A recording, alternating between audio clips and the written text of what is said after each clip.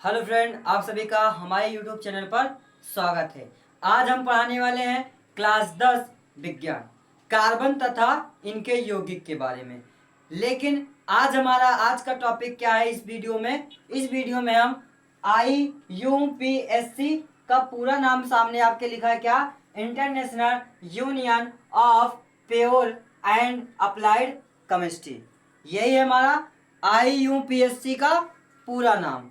IUPAC का पूरा नाम हमारा international pure of union of pure and applied chemistry. ठीक, तो ये हमारा जो सूत्र यहाँ पे लिखा है, ये सूत्र था एल्केन का।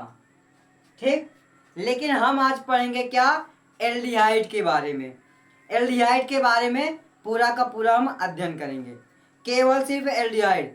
आपको यह चैप्टर क्लास 10 वाले कार्बनिक यौगिक, कार्बन तथा इनके यौगिक के बारे में, इस चैप्टर को बहुत ही अच्छे से पढ़ना है। एक एक हेडिंग के बारे में इतने अच्छे से पढ़ लीजिए कि आप कभी भूलो मत। क्यों? क्योंकि क्लास 12 में आपको जो यहाँ पे हेडिंग पढ़ोगे भैया, वहाँ पे आप चैप्टर पढ़ोगे। यहाँ जो आप हेडिंग पढ़ोगे, क्लास 12 में आप चैप्टर पढ़ोगे।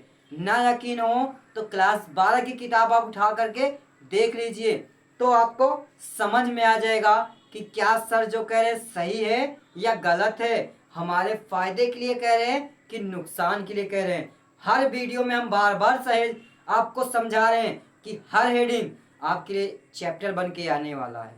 हर हेडिंग चैप्टर बन के आने वाला है, इसलिए वीडियो को अंत तक देखिए। तो क्या पढ़ेंगे, एल्डिहाइड के बारे में पढ़ेंगे।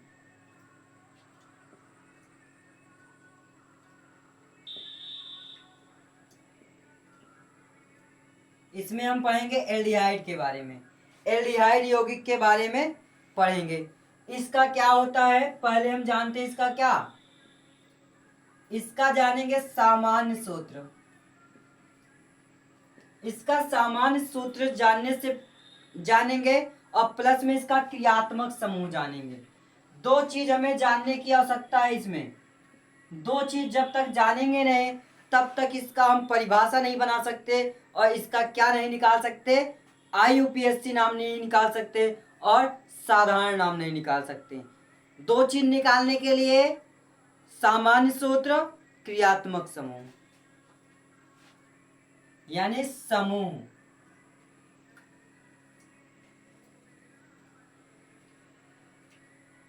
कौन सा? क्रियात्मक। क्रियात्मक समूह क्या होता है, सामान्य सूत्र जानेंगे और क्रियात्मक समूह जानेंगे।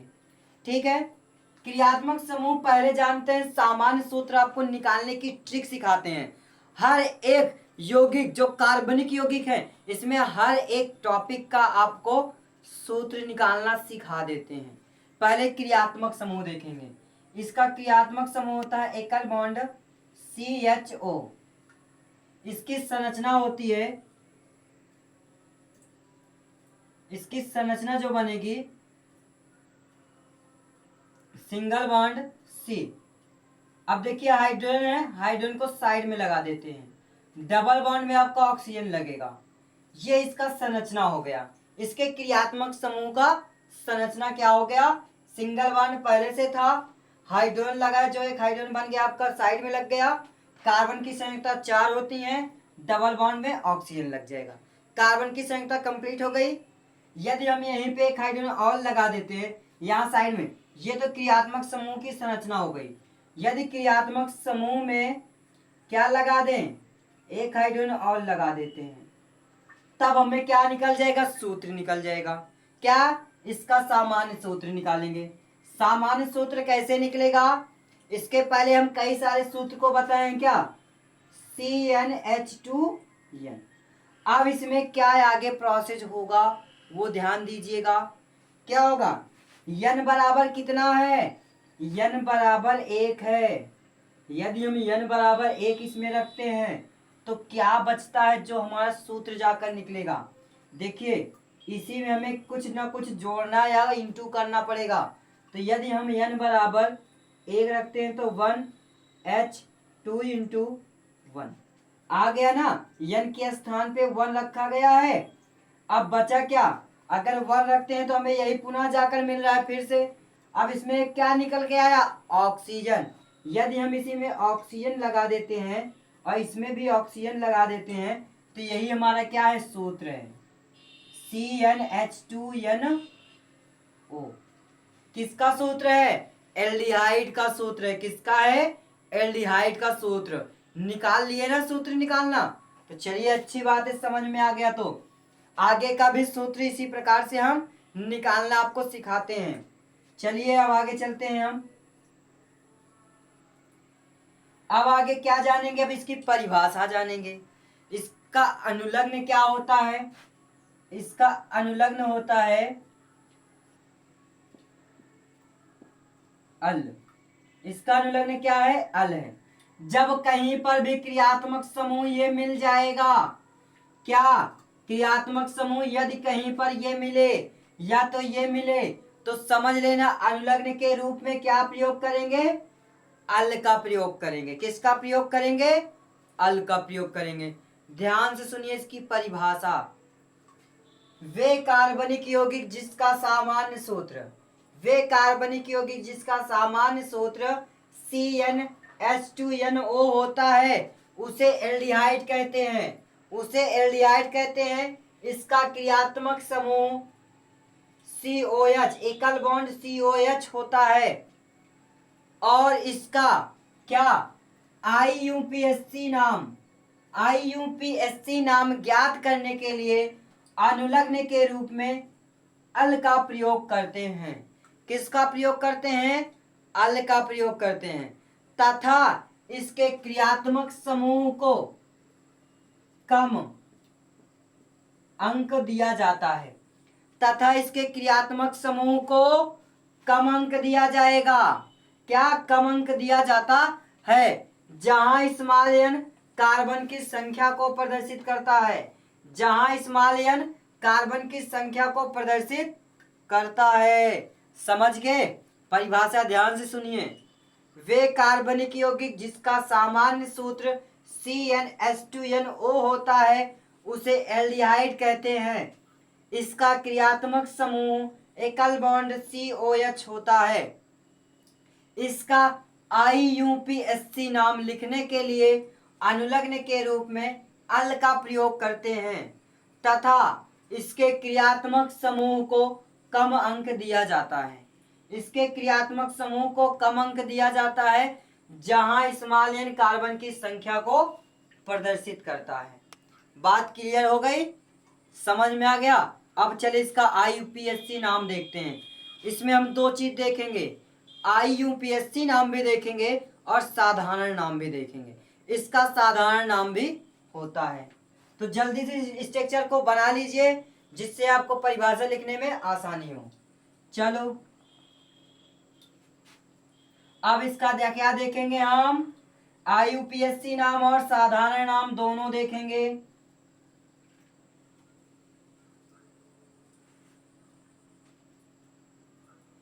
क्या पढ़ना है, एल्डिहाइड।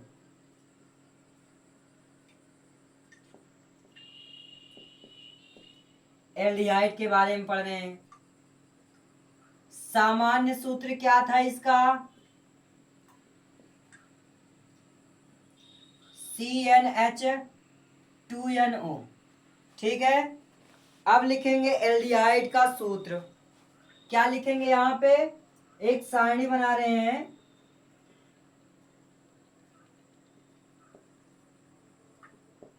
एल्डिहाइड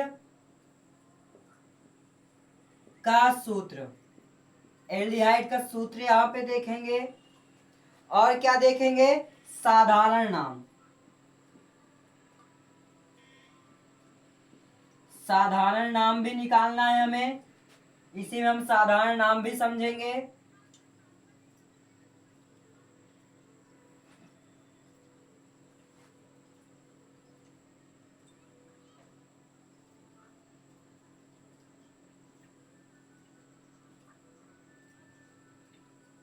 और क्या देखेंगे, और जानेंगे एल्डिहाइड IUPAC नाम। आईयूपीएसी नाम थोड़ा छोटा छोटा होता है और साधारण नाम थोड़ा बड़ा होता है, जिसके लिए हमें जगह चाहिए। आईयूपीएसी नाम, इस सारणी को आप बना लीजिए।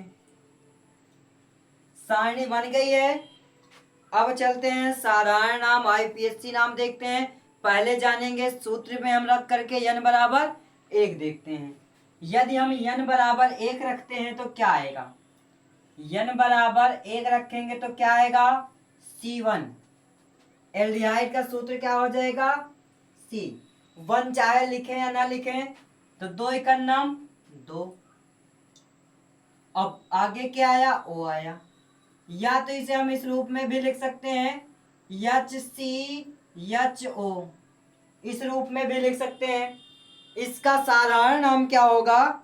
फॉर्मेल्डिहाइड। क्या नाम होगा इसका? फॉर्मेल्डिहाइड। इसका साधारण नाम हो जाएगा फॉर्मेल्डिहाइड।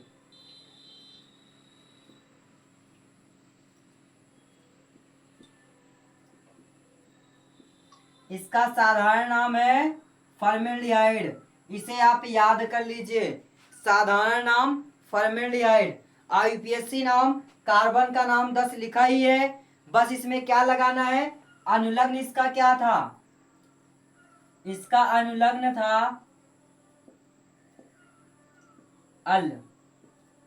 अनुलग्न था या अल, ठीक। तो क्या हो जाएगा? कार्बन का नाम मेथ, अनुलग्न के रूप में अल, तो क्या हो जाएगा? मेथल। मेथल नहीं होगा। संरचना बनाकर दिखा रहे, उसके अनुसार आपको काम करना है। संरचना इसका बन जाएगा क्या? एक कार्बन है, 2 हाइड्रोजन, 2 हाइड्रोजन को हम लगा देते हैं।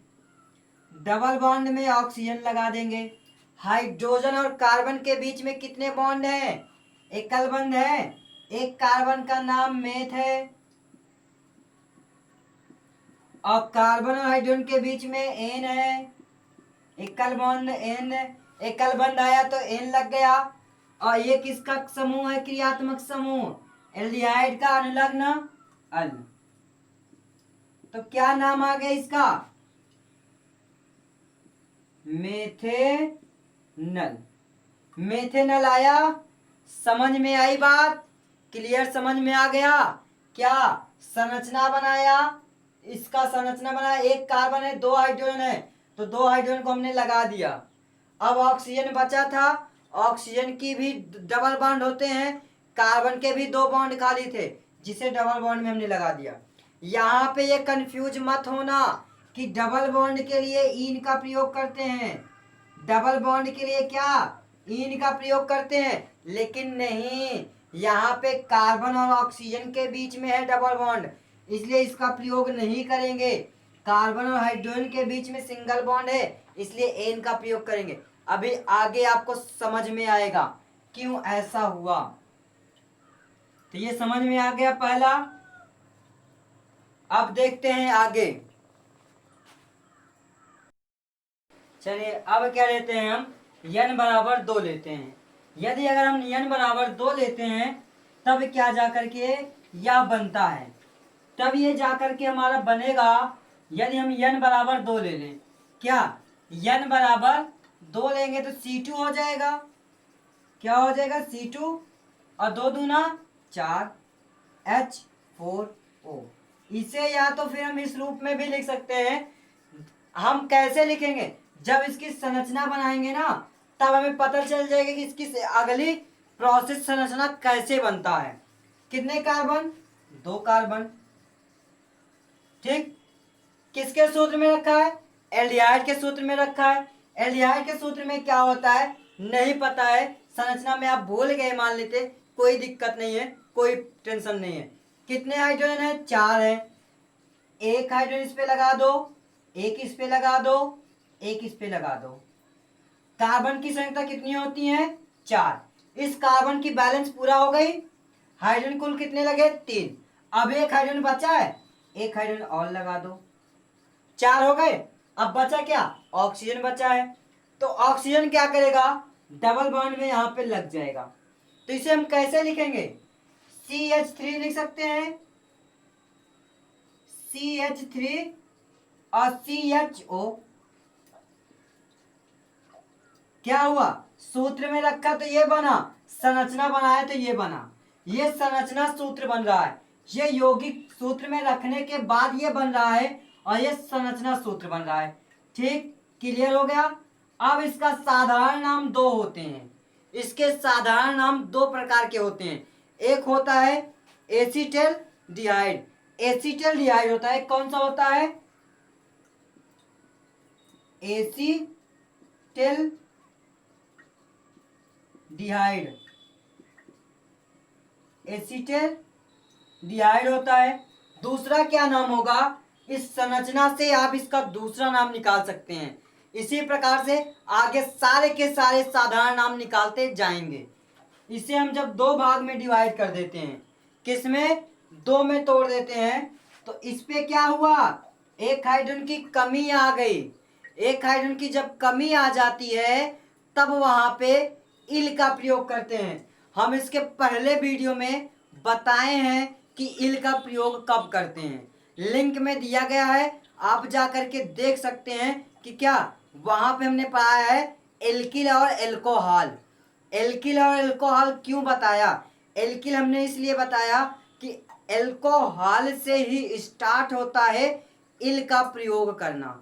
इल का प्रयोग कब करते हैं, किसका, इल का प्रयोग कब करते हैं, एल्कोहल में इल का प्रयोग करते हैं जब साधारण नाम निकालते हैं तब करते हैं, एल्डिहाइड में करते हैं, कीटोन में करते हैं, ईथर में करते हैं, और कार्बोक्सिलिक अम्ल में करते हैं, एस्टर में करते हैं। इसके आगे जितने टॉपिक आप पढ़ोगे एल्कोहल के बाद, एल्कोहल से ही शुरू हो जाता है, जितना आप पढ़ोगे सब में साधारण नाम निकालने के लिए इल का प्रयोग करते हैं। और साधारण नाम ना आने के कारण क्लास 12 में आप कंफ्यूज हो जाते हो कि हमने 10 में पढ़ा कुछ और 12 में आ गया कुछ और। अरे ये तो IPSC नाम तो हमने पढ़ा था, लेकिन ये सारे के सारे नाम साधारण नाम में आ रहे हैं। साधारण नाम में जब आ रहा तो हम तो सब भूल गए, हमें आ ही नहीं रहा है।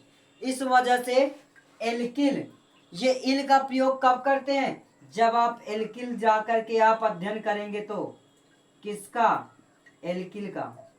एल्किल टॉपिक आप जाकर के अध्ययन कर लीजिए, हमने लिंक में पढ़ाया है, आप जाकर के देख लीजिए तो आपको समझ में आ जाएगा कि एल्किल है क्या चीज और एल्किल में इल का प्रयोग कब करते हैं और कब नहीं करते। और यहाँ पे हम आपको थोड़ा सा बताएंगे कि इसमें क्या होता है, यदि हम इसे हम दो भाग में तोड़ दिया तो उस तरफ आ गया क्या, एल्डिहाइड का समूह, इस तरफ आ गया एल्किल का। इसमें एक हाइड्रोजन की कमी है तो इसका नाम क्या होगा, एक कार्बन के लिए मेथ ले लेते हैं, अब प्लस में एक हाइड्रोजन की कमी तो इल लगा देते हैं, तो क्या नाम हो गया इसका, इसका नाम हो गया मेथिल।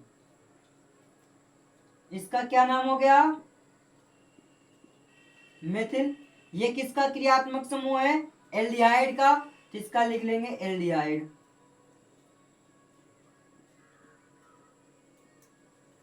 इसका नाम क्या हो गया, एल्डिहाइड। तो इसके दो नाम आपने सीख लिया क्या, एस्टेल्डिहाइड, एसीटेल्डिहाइड और मेथिल एल्डिहाइड। मेथिल एल्डिहाइड आप जान गए। अब इसी प्रकार से सारे के सारे साधारण नाम निकाले जाएंगे। बाकी अभी तो IPSC नाम बचा है, कितने कार्बन, एक और एक, दो, दो कार्बन का नाम एथ आया। अभी हमने संरचना बनाया था क्या, इस प्रकार से संरचना बना था। आप देखिए दो कार्बन के बीच में कितने बॉन्ड आ रहे हैं, एक बंध आ रहा है, तो दो कार्बन का नाम एथ लेते हैं, दो कार्बन के बीच में सिंगल बॉन्ड एन लगा देते हैं। अब अनुलग्न क्या आया है, अल का आया है, तो क्या नाम हो गया, एथेनल। एथेनल इसका IPSC नाम हो गया, समझ में आ गया होगा। अब चलते हैं आगे का टॉपिक देखते हैं, आगे का n बराबर लेते हैं हम 3, n बराबर 3 लेने पर क्या हो जाएगा, C3 दो दूना, सॉरी यहाँ 3 रखेंगे, 3 दूना 6 ऑक्सीजन। इसकी संरचना आगे जाकर क्या बन जाएगी, 3 कार्बन है, 3 कार्बन का रिंग बनाते हैं, कितने हाइड्रोजन 6, इसका कितना बैलेंस खाली है 3, 1 2 3, इसके कितने खाली है 2, तो 1 2, इसके कितने हैं 3 खाली है, लेकिन हमारे पास हाइड्रोजन कितने 6 हैं, 1 2 3 4 5, एक और लगा दें 6। अब देखिए इसका कितना बॉन्ड खाली है, तो ऑक्सीजन बचा है, ऑक्सीजन लगा देते हैं। इसकी संरचना सूत्र क्या बनेगा, CH3 CH2 CHO। इसका साधारण नाम क्या हो जाएगा, यहां से इसे ब्रेक कर दो, इसका नाम क्या हो जाएगा, एथिल एल्डिहाइड। 2 कार्बन का नाम एथ और 1 हाइड्रोजन की कमी तो इल। क्यों, क्योंकि हमें एल्डिहाइड को अलग कर दिया, हाइड्रोजन की कमी आ रही, क्योंकि इस पे एक बैलेंस ही खाली है, तो इसका हो गया 2 हाइड्रोजन का 2 कार्बन का एथ होता है और लगा देंगे इल, तो हो गया एथिल और इसका हो गया एल्डिहाइड। तो साधारण नाम क्या आपका निकला जाकर, एथिल एल्डिहाइड।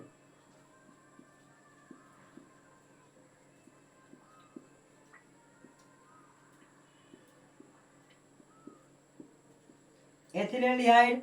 आईयूपीएसी नाम क्या हो जाएगा, 1 2 3 कार्बन और सभी कार्बन के बीच में एक एक बॉन्ड लग रहा था, कि इसके पहले हमने बताया था संरचना बनाया था, तो क्या हो जाएगा,